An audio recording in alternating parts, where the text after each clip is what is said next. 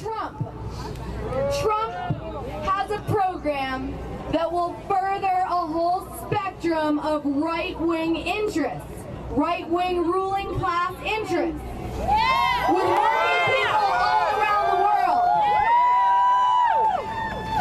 world. We're here to break the illusions of this system. We're here to say that it's not unreasonable to want access to health care, free health care.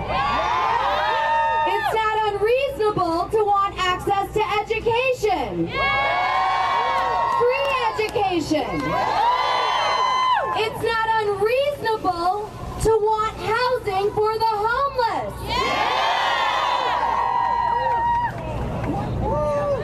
When Trump attacks, we fight back. When Trump attacks, We fight back! when Trump attacks, We fight back! when Trump attacks, We fight back! when Trump attacks, We fight back! let's remember this is not just about Trump as an individual.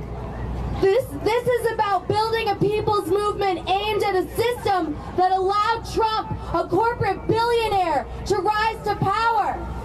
The library has received that can allow people living more than 100 years later to witness aspects. Here, there's one in the center and what we call the dead wax, and it's also pressed in the rim here. But these numbers